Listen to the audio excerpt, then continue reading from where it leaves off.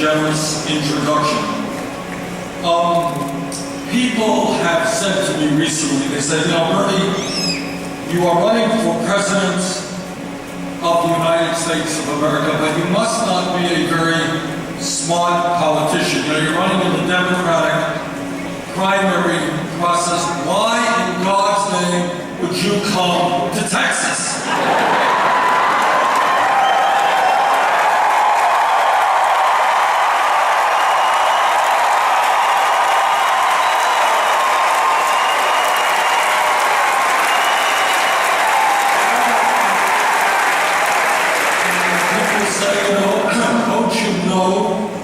That Texas has a conservative Republican governor, two Republican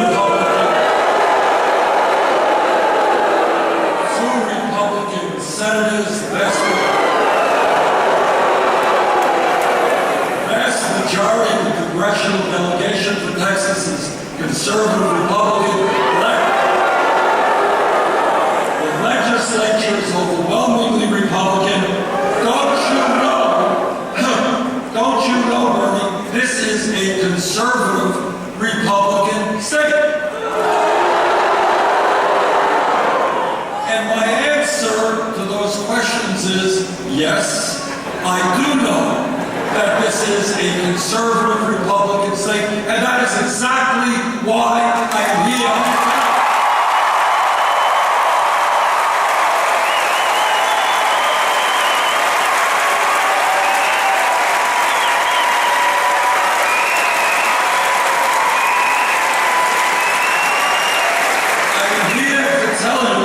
Today, this is a conservative Republican state, but that doesn't mean it will be conservative Republican tomorrow.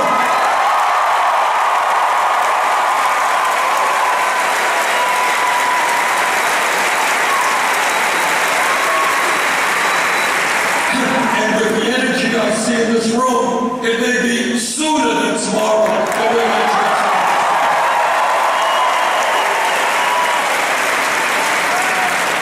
But in a serious tone, the reason I am here, and the reason that next month I'm going to be going to Alabama, to Mississippi, to some very conservative states, is for a couple of reasons. First of all, it is wrong for the Democratic Party, in my view, to surrender half of the states in America.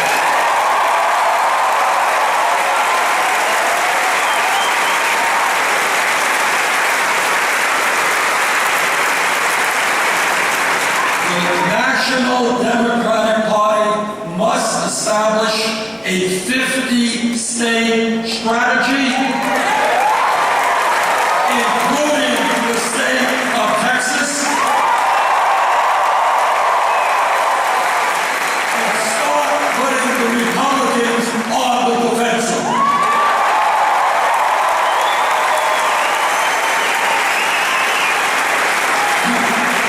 The simple truth is that you cannot be a national political party which claims to represent working families and low-income people and turn your back on some of the poorest states in America.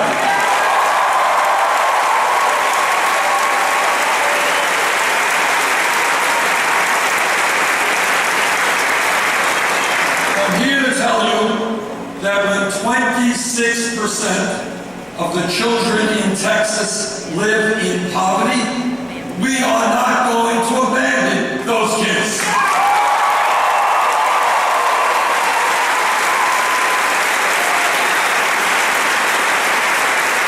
When 24% of the people in Texas have no health insurance, we are not going to abandon those kids.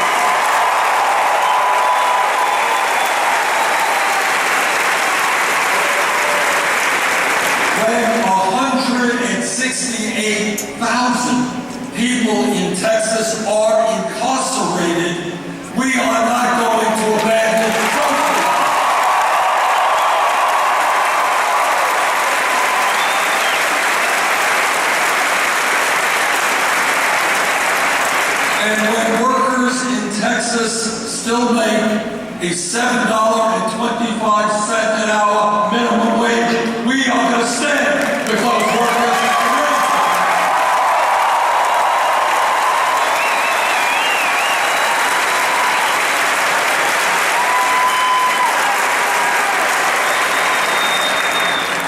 Claude mentioned to you, I have had a long political career, and throughout my political life, I have taken on virtually every powerful special interest in this country.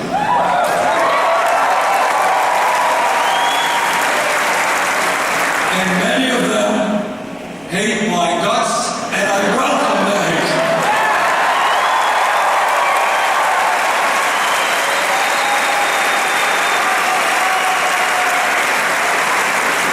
But this is what I do not like, and that is in your state and in my state, and in states all over this country, we continue to have working class and low-income people voting against their own best interests.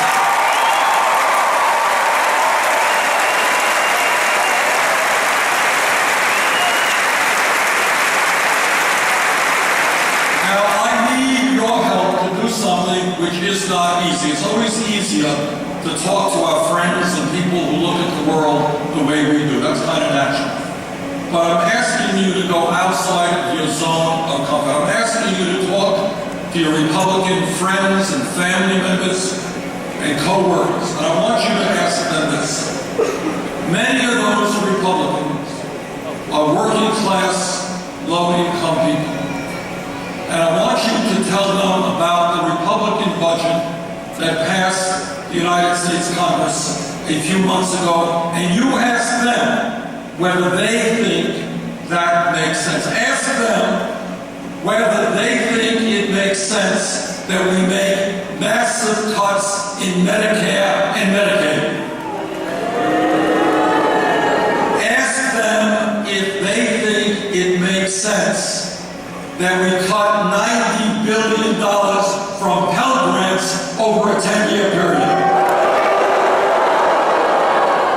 At a time when millions of families in my state here in Texas are struggling to put food on the table, the Republican budget made billions of dollars in cuts in nutrition programs, including the WIC program, a program for low-income pregnant women. Ask them if they think that makes sense.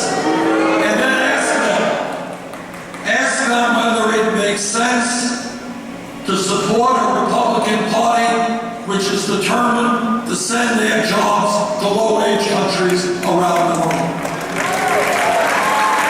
And then on top of all that, the Republican budget gave hundreds of billions of dollars in tax breaks to the top two-tenths of 1%.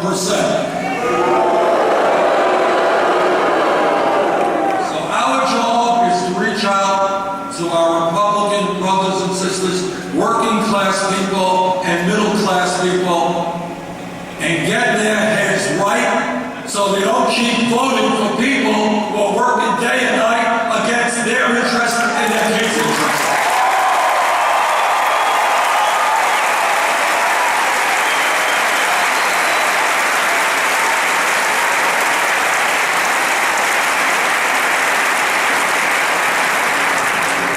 You know, politics is really not all that complicated. Media makes it a little bit complicated, but it really is not. What politics in a democratic society is about is a people coming together and saying, okay, what are our problems?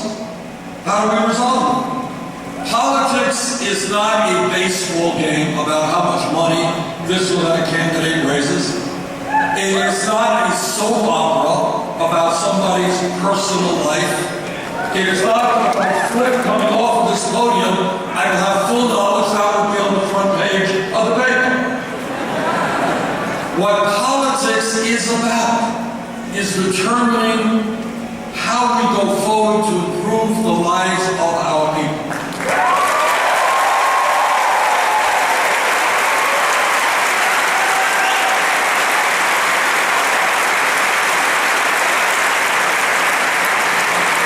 So what I want to do is very simply and straightforwardly, nothing fancy about it, is lay some of the issues out on the table that I believe are the most important issues facing the American people.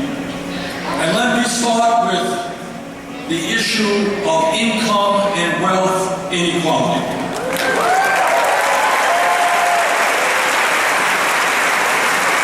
Now this, in fact, is an issue that I've been talking about for many years, and I'm happy to see more discussion about this issue. And here is the story. Today in the United States of America, we live in the wealthiest country in the history of the world. But very few people understand that because almost all of the wealth rests in the hands of a very few people.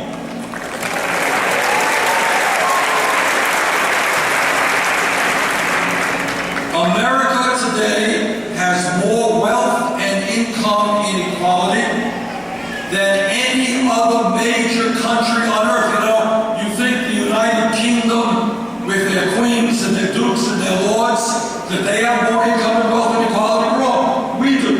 And it is worse today. The gap between the very, very rich and everybody else is wider today than at any time since 1928.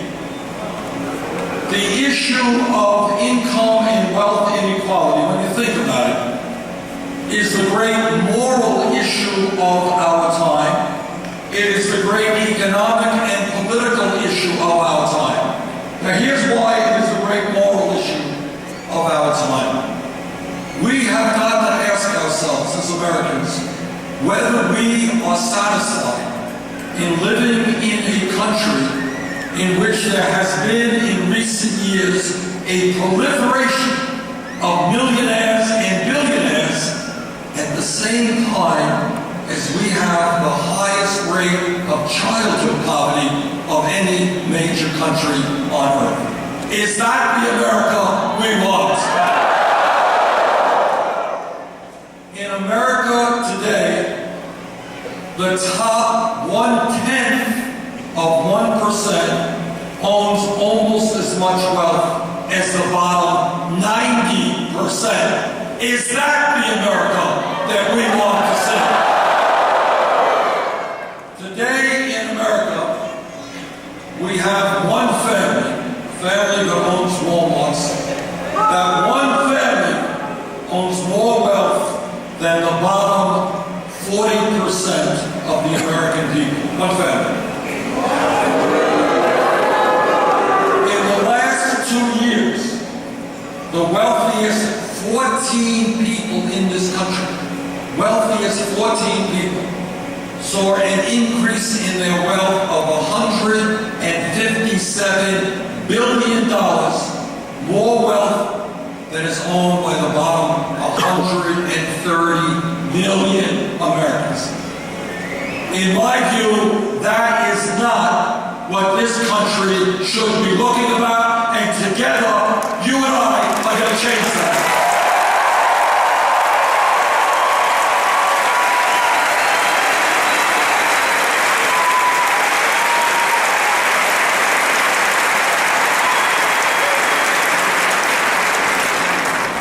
This campaign, singularly, is sending a message to the billionaire class. And that message is, you can't have it all.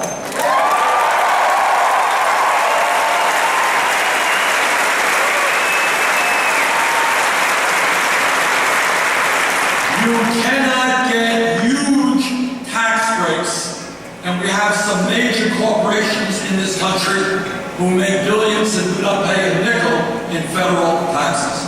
You cannot get huge tax breaks when children in this country go hungry.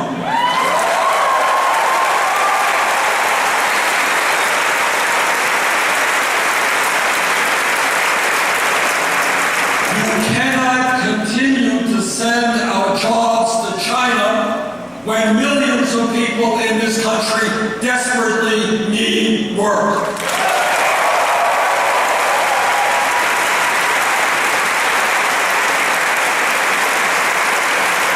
You cannot hide your billions in profits in the Cayman Islands, Bermuda, and other tax havens when we have enormous unmet needs in this country.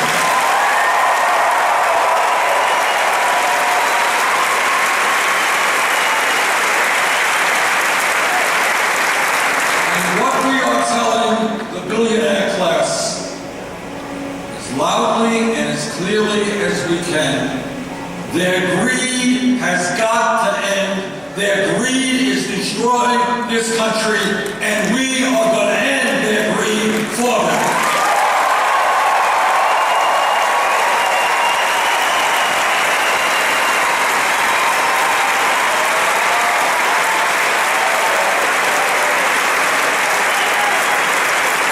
Whether they like it or not, we are going to make them moral and responsible Americans.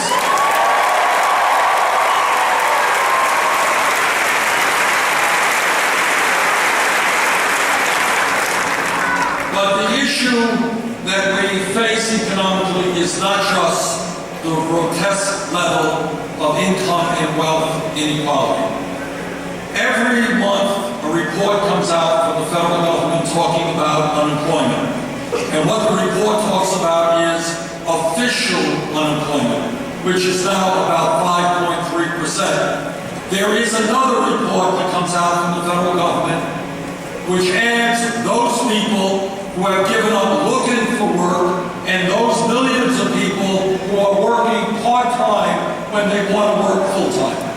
And when you add those numbers together, real unemployment in America is 10.5%. And now let me tell you something that we don't discuss at all. And that is the crisis of youth unemployment. We don't talk about it all. It is a national tragedy.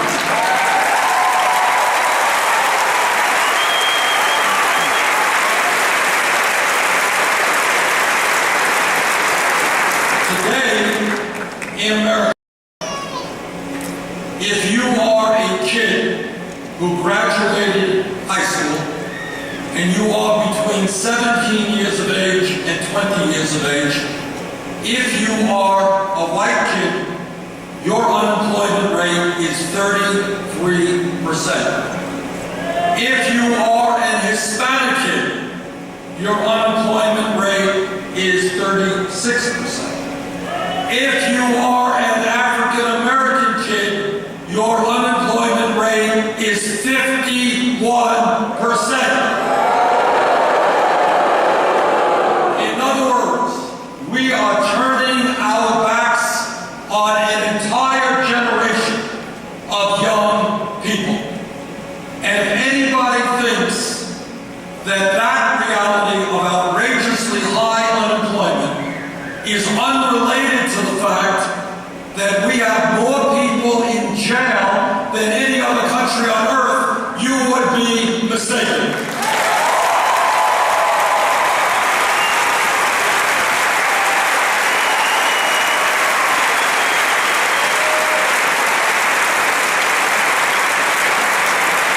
President Obama last week did something that I thought was very, very brave. He was the first president, as I understand it, in the history of our country to walk into a federal penitentiary.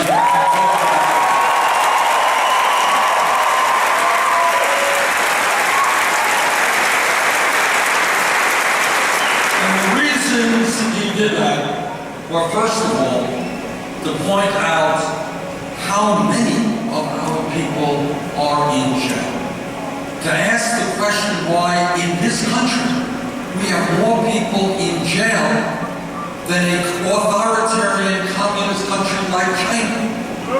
And the second point that he wanted to make is that those people in jail are disproportionately minorities, African Americans, Hispanics, and other minorities. Those are the points that he wanted to make. In my very strong opinion, when we see so many of our young people hanging out on street corners without the education they need, when we see so many of our people in jail. To me, it makes eminent sense that we should be investing in jobs and education rather than jails and incarceration.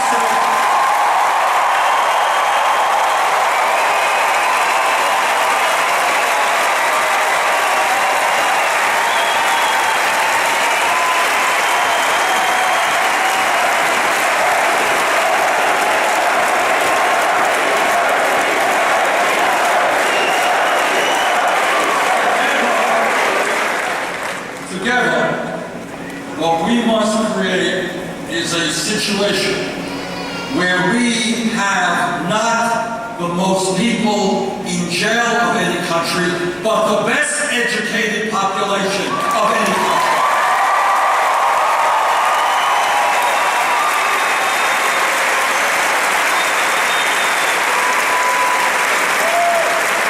But when we talk about the economy, we're not just talking about the grotesque level of income and wealth inequality. We're not just talking about unemployment and youth unemployment. We are also talking about the reality that in Texas, in Vermont, all over this country, millions of people are working for extraordinarily low wages. So let me be as clear to you as I can. When we have, throughout America, people working not just one job, but 2 jobs, 3 jobs, because the wages they're making are not enough for them to adequately take care of their families. What we must understand is that the federal and Texas minimum wage of $7.25 an hour is a starvation wage which must be raised.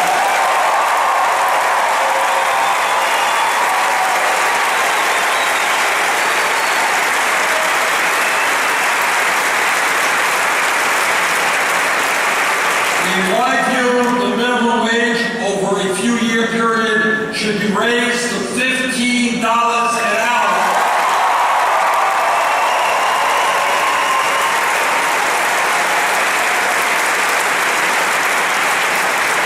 It is not a radical idea to say that if somebody in America works 40 hours a week, that person should not be living in poverty. That's not a radical idea.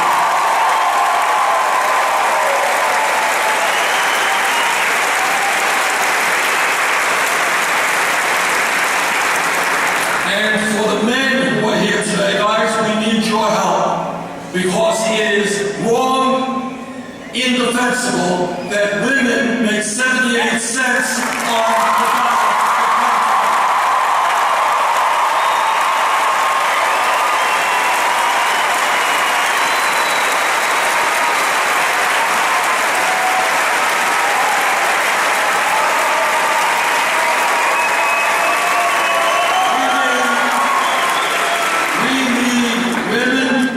To be earning the same amount as men, and that is why we need to pass pay equity legislation.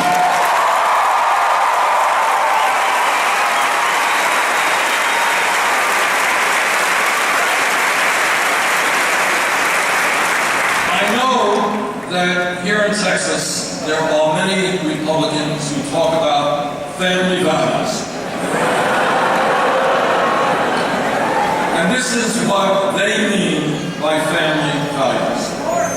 They mean that women should not be able to control their own bodies. I disagree.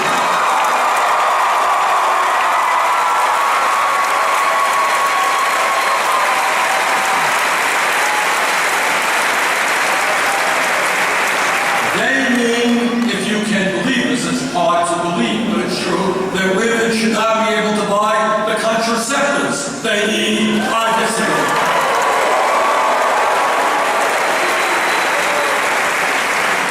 And they mean that our gay brothers and sisters should not be able to get married as heterosexual couples are. I disagree.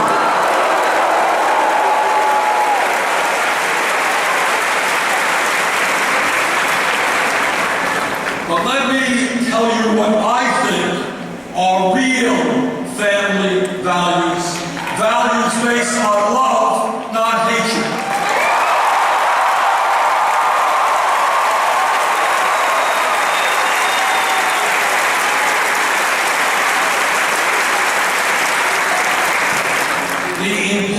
the family values that we have to strive for is for the United States to end the international embarrassment of being the only major country on earth which does not guarantee workers paid medical and family leave.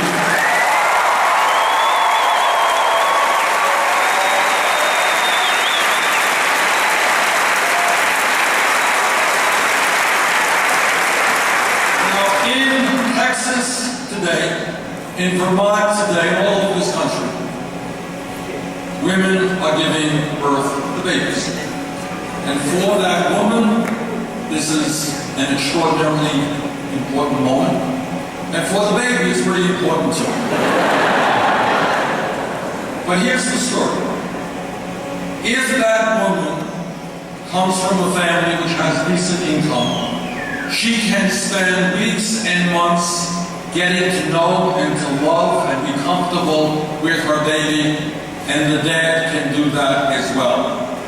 But if that woman does not have adequate income, she will be forced to go back to work in 5 days or 7 days or 8 days. That is not a family value. That is the opposite.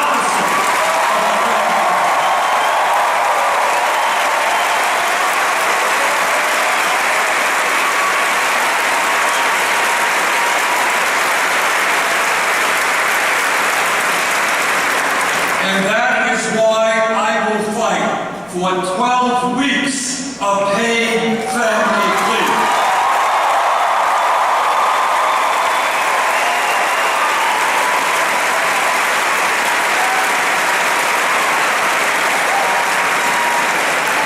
And here's another family value. Today, a child is sick, but the mom or the dad does not have paid sick time, and that child may be forced to go to school even though he or she should not. We are the only major country on earth that does not guarantee paid sick time. That has got to end.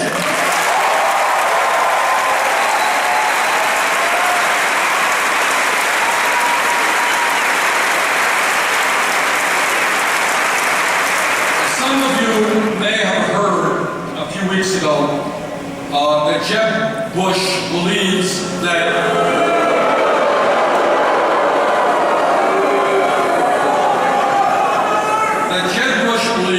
the American people should be working harder, should be working longer hours. Apparently Governor Bush does not know that the American people today, as a result of the collapse of our middle class, are working the longest hours of any major country on earth. The Japanese, very hard workers, we work longer hours than they do. Some of you, I know, have read in textbooks where workers 100 years ago, remember the pictures? Workers 100 years ago were demonstrating out on the streets, and they held up these huge placards and signs, and they said, 100 years ago, they said, "We want a 40-hour work week." What they said is, we are not beasts of burden. We want time with our families. We want time for education.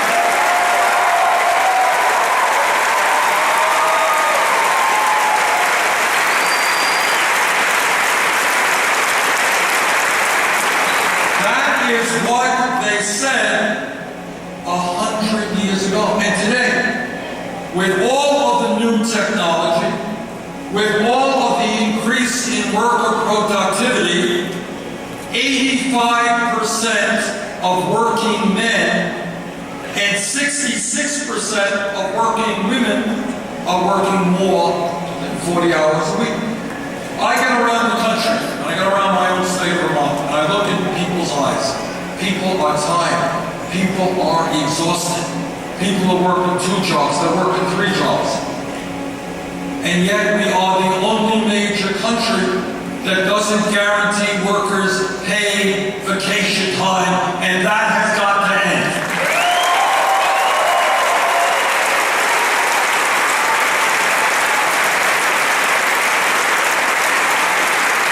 People deserve some time to spend with their kids and their family. They don't have to work all of the time.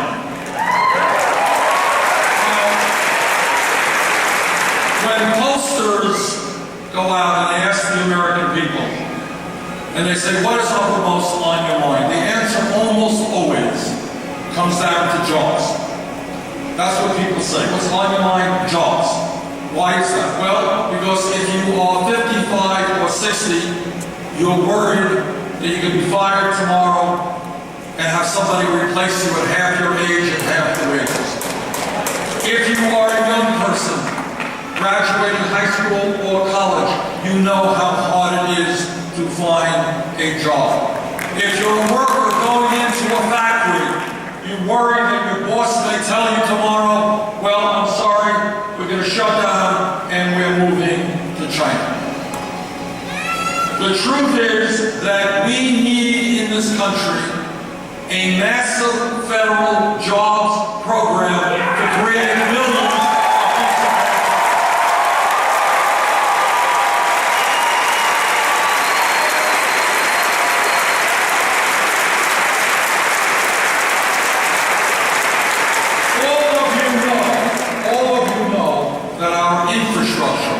Our roads, bridges, rail system, our water systems, our wastewater plants, our levees, our dams, all of them are crumbling and are very, very bad shape. The American Society of Civil Engineers tells us we need to invest over $3 trillion on our infrastructure. I have introduced legislation that in the next 5 years would put $1 trillion into rebuilding our crumbling roads and bridges.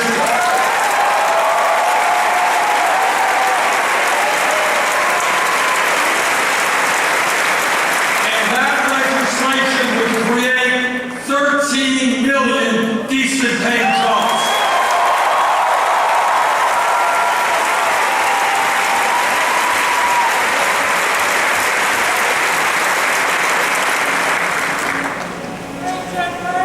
Not only do we have to create jobs, but we have to save jobs. And Claude, who introduced me, raised a very, very important issue.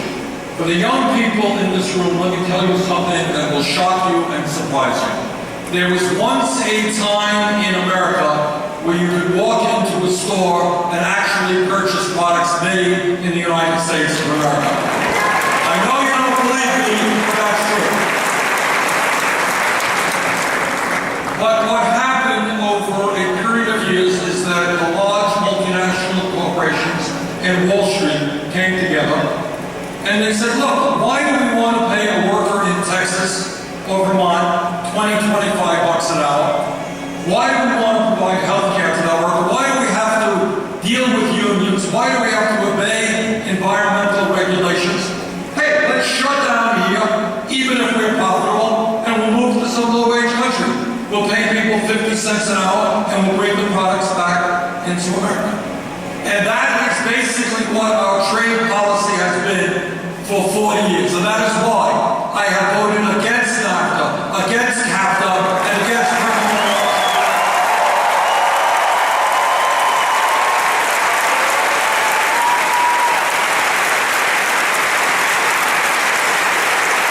And as Claude indicated, that is why I will continue to help lead the opposition against this Trans-Pacific Partnership.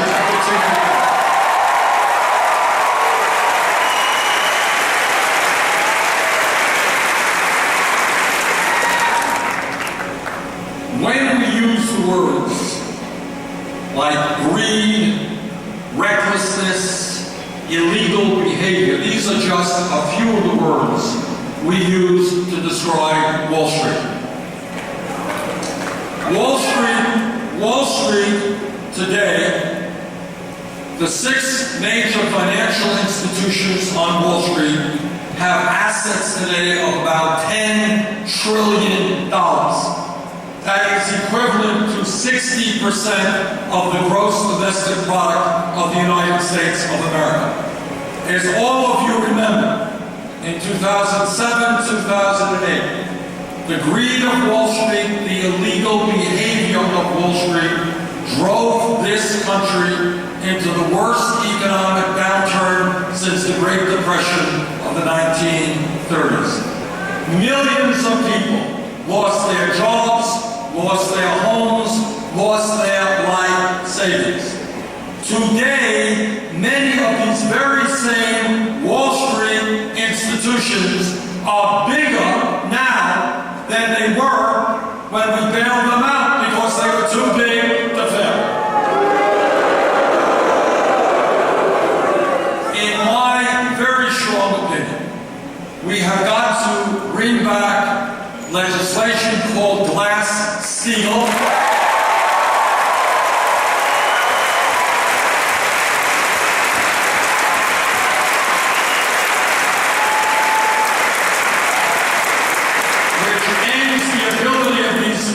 Investor banks and commercial banks and insurance companies to merge.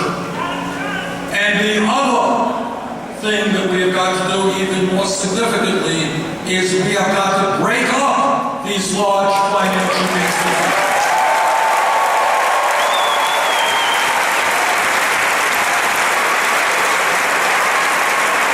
If a bank is too big to fail, in other words, if a bank needs to be saved and bailed out by the taxpayers of this country, if that bank is too big to fail, that bank is too big to exist in this country.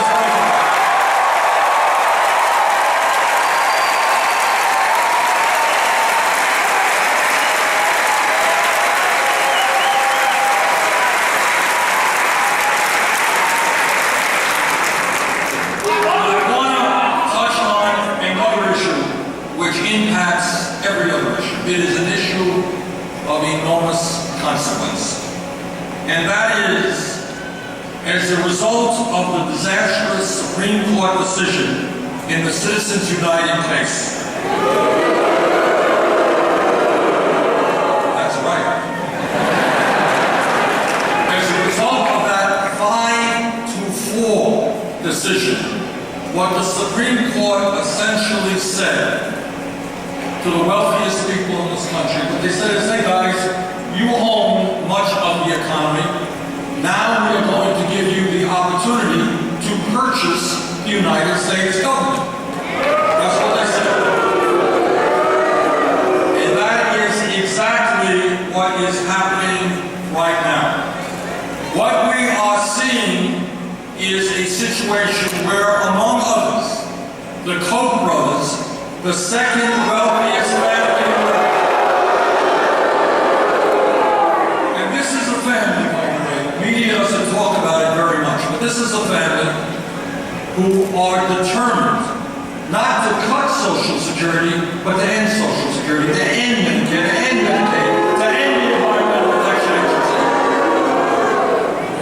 This one family has pledged to spend close to $1 billion in this election cycle. $1 billion. This is more money than will be spent by either the Democratic Party or the Republican Party. When you have one family spending more money than either of the two major political parties, that is not democracy, that is oligarchy.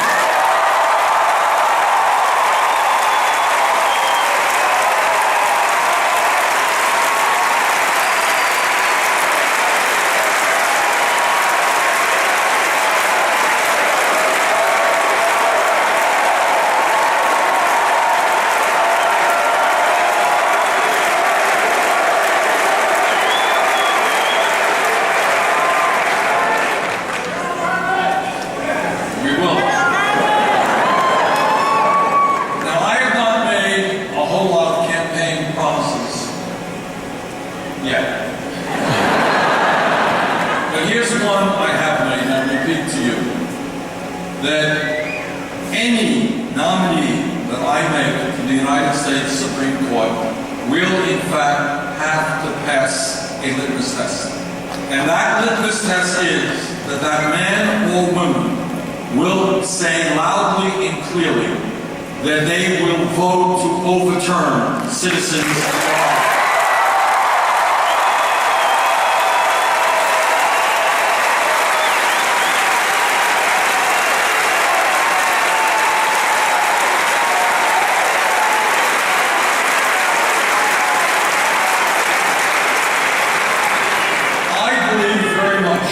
I come from a small state which every year has town meetings where people come out, a few hundred people come out, and they argue about the school budget, or how much they're going to spend on the roads. Everyone raises their hand. It's called one person, one vote. That's what I believe in.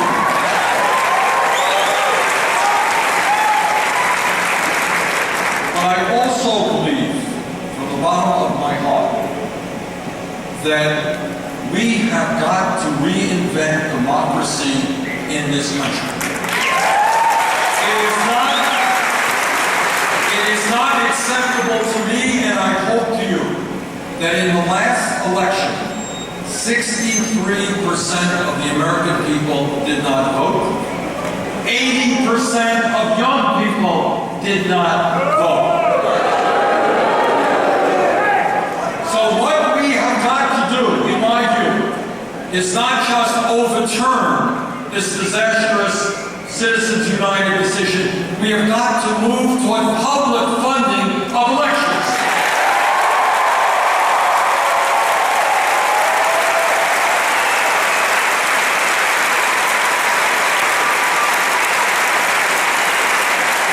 What we have today is a corrupt campaign finance system. And what I would like to see is people, working people, middle-class people, young people, who feel the desire, who want to run for public office, regardless of their political views. I want to see them be able to get involved in the political process without having to get down on their knees and beg wealthy people for campaign.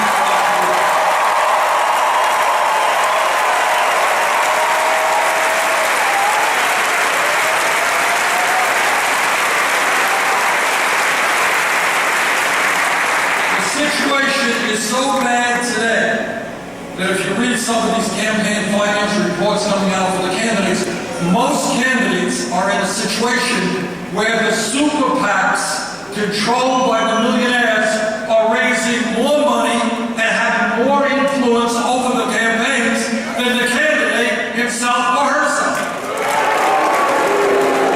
That is not what American democracy is supposed to be about.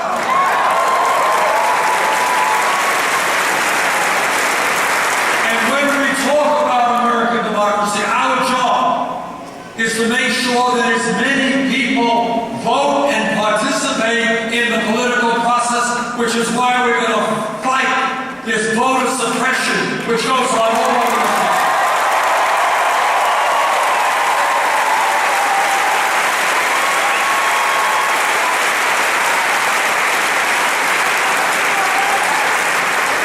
When we talk about major issues, clearly one of the major issues we face is the reality that we live in a very competitive global economy. And for us to succeed, we need the best educated workforce in the world.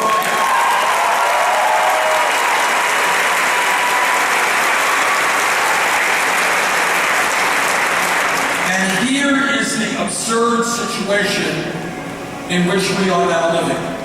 In America today, there are hundreds of thousands of bright, young, qualified people. Young people who desperately want to go to college, who are qualified to go to college, but can't go to college because their family does not have enough money. That's wrong.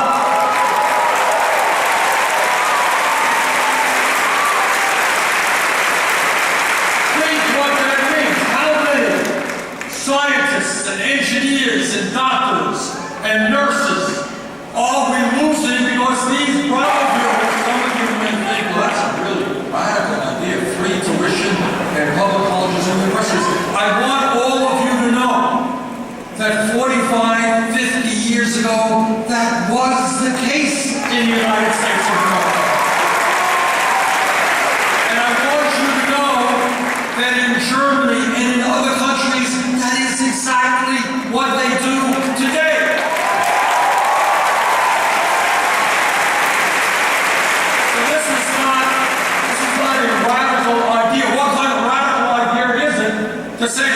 want all of our people to get the best education they can. That makes our country stronger. That is not a wonderful idea.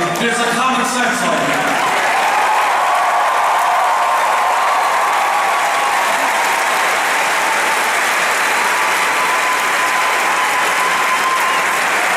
People say, well, that's an interesting idea, but it's an expensive proposition.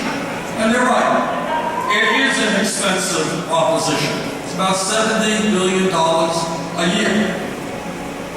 And the way I'm going to pay for that is to put a tax on Wall Street speculation.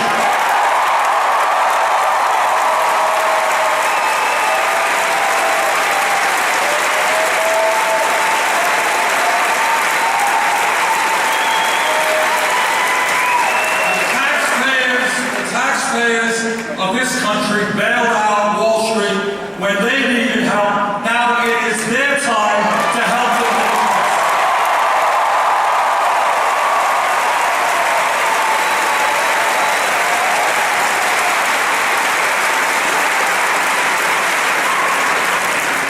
When we talk about major issues, it seems to me that as adults, as parents, my wife Jane and I have 4 kids and 7 grandchildren, that all of us as human beings have a moral responsibility to make certain that the planet we leave our children and grandchildren is habitable.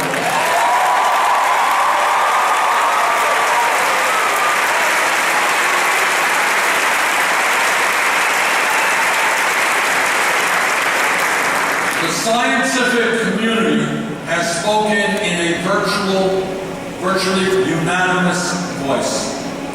And what they have told us is that climate change is real, it is caused by human activity, it is already causing devastating problems in our country and around the world, and if we do not boldly and aggressively transform our energy system, the situation will get much worse. What they tell us is if we do not successfully combat climate change, that by the end of this century, the planet Earth will be between 5 and 10 degrees Fahrenheit warmer than it is today. And that means more drought, more floods, more extreme weather disturbances, more acidification of the ocean, more rising sea levels, and what the CIA and Department of Defense tell us is that if peoples around the world do not have the water they need, do not have the land they need to grow their crops, that reality will cause international conflict, a major national security issue.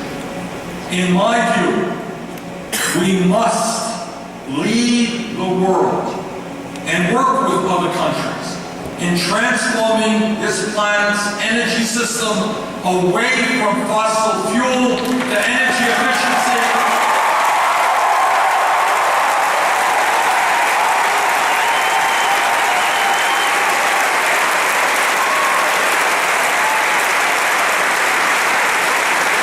Energy efficiency and sustainable energies like wind and solar and geothermal. And let me make a loop here and tell you how our corrupt campaign finance system impacts climate change.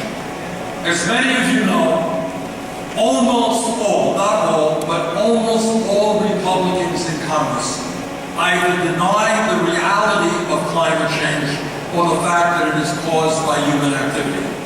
And they will tell you, well, I'm not a scientist, and I just really don't know. But this is what I do know. And that is, if they were to come out and say, you know what, I've read the scientific evidence, we have got to do something about climate change. What I know will happen is the Koch brothers and ExxonMobil and all their big energy campaign funders will cut their campaign funding and force them into primaries. And that's how things are happening in Washington, D.C. today.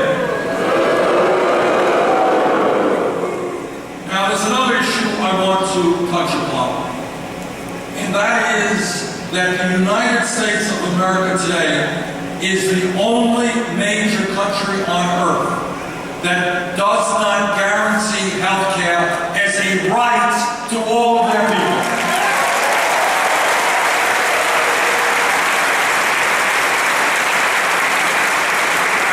I voted for the Affordable Care Act. I got some important provisions in the Affordable Care Act, but notwithstanding the Affordable Care Act, there are still 35 million Americans who do not have any health insurance, and even more who are underinsured with high co-payments and deductibles. In my view, the United States has got to join the rest of the industrialized world, guarantee health care as a right to all people.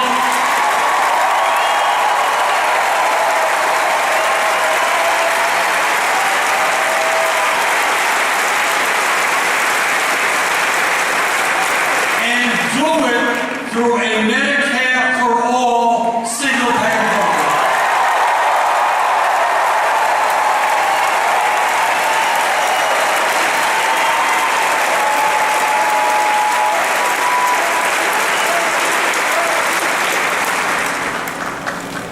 What I am asking of you is something that other candidates are not asking. And that is, yes, obviously I'm here to ask for your vote, but I need something much more. I'm the only candidate running for president who will tell you a very simple truth. And that truth is that no president, not Bernie Sanders, not anybody else, who gets elected today can bring about the changes that we need because of the unbelievable power of corporate America, Wall Street, the big campaign donors, and all of the lobbyists on Capitol Hill. The only way we bring about real change is to create a political revolution where millions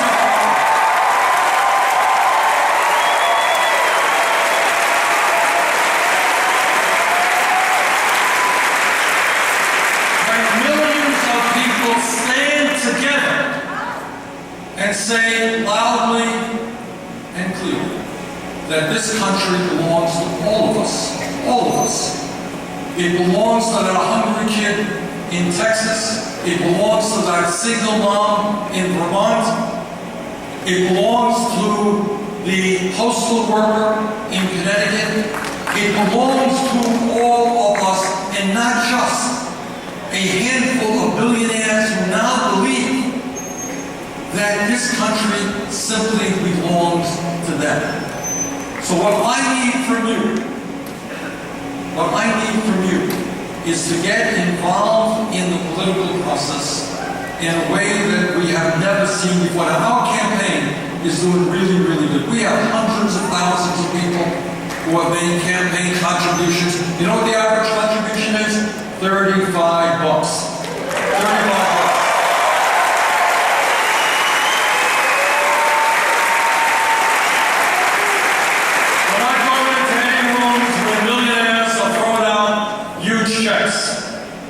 We have hundreds and hundreds of thousands of people participating. On July 29th, we are going to do well over 1,000 organizing meetings all over this country, and I hope we have many here in Texas. Go to my website, find out how to do it.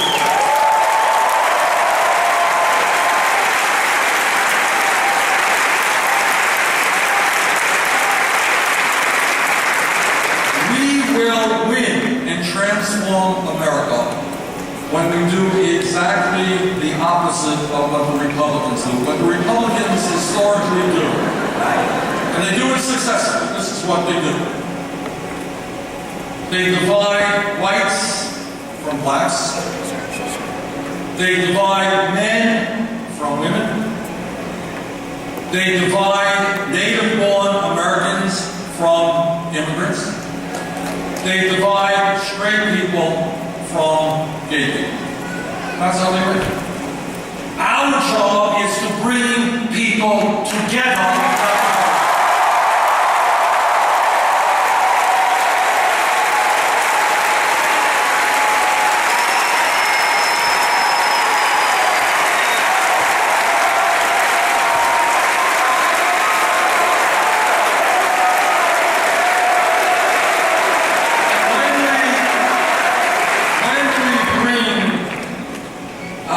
Together, we have to understand that we have to take 11 million undocumented people in this country out of the shadows and provide them.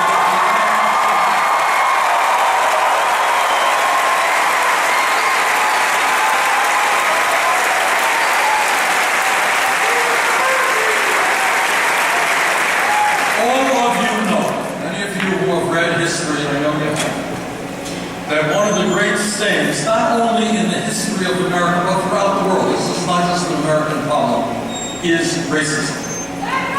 We started when Europeans came to this country and did horrible, horrible things for the Native Americans who were here. We followed that with the horror of slavery, followed that with discrimination against Asians and Italians and Irish and Jews and everybody else. It bothers me immensely that while we have made good progress, and we should not underestimate the progress that we have made, because let me tell you something.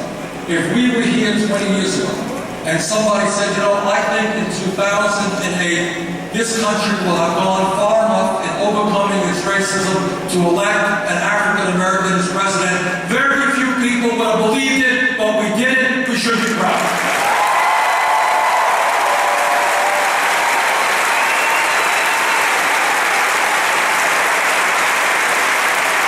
We should be proud that increasingly we look at people based on, as Martin Luther King Jr. reminded us, not on the color of their skin or the country they came from, but on their character, on the quality of their lives.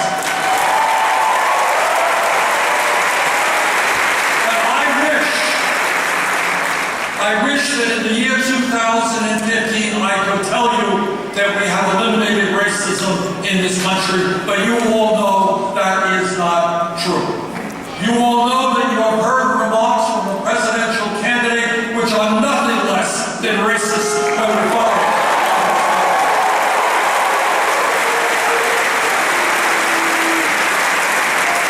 And you are more than aware that Sandra Bland, Eric Garner, Tamir Rice, Freddie Gray, and many, many others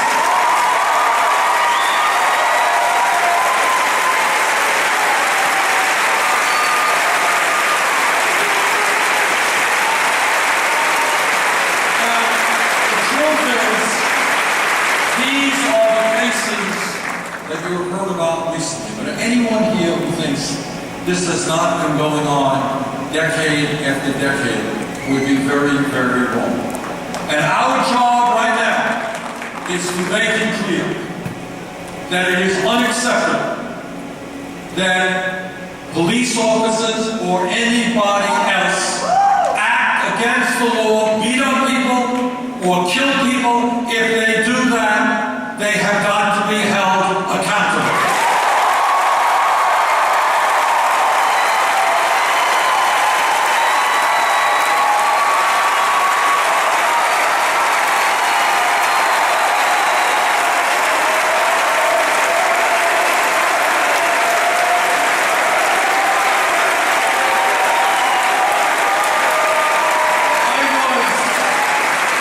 I was a mayor for 8 years, and in that capacity I worked very hard with our police department, help reform and move us to community policing. We want police departments all over this country who are part of their communities, not perceived as oppressors in their communities.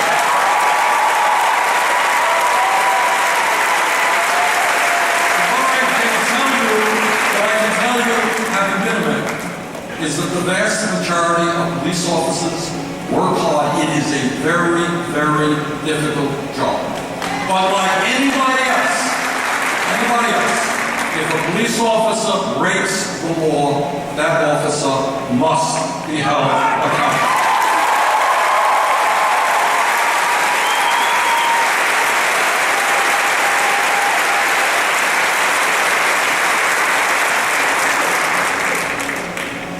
Let me conclude by saying this. As I mentioned earlier, we are the wealthiest country in the history of the world. And what that means is I want you guys to be thinking big, not small. Don't get into this worldview of debating whether we cut education by 2% or 6%, whether we throw 3 million people off health care or 12 million people off health care. That is not the debate we should be having. The debate we should be having is how we create a country that works well for all of our people.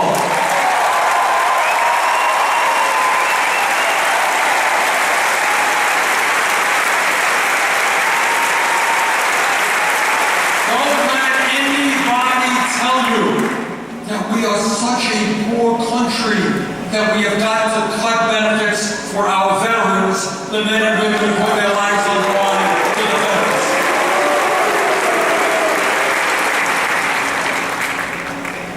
We can live in a country, and I mean this from the bottom of my heart, where every man, woman, and child has health care as a right.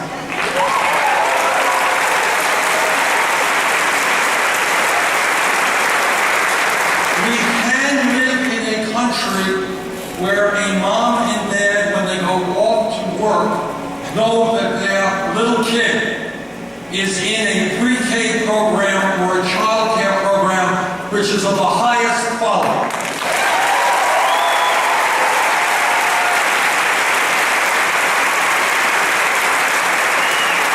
My Republican colleagues tell us that we should cut Social Security for the elderly and the disabled. I believe, and the American people believe, that we should expand Social Security.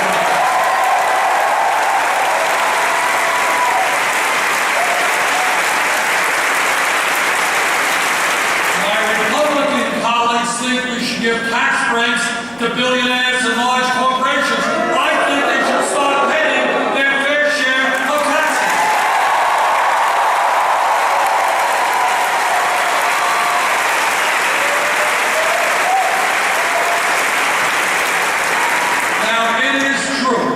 It is absolutely true that the Koch brothers and the other billionaires have unlimited, and I use that word advisedly, unlimited sums of money to play with and put into the political process. On the other hand, we have something that they do not have. They may have the money, but we have the people.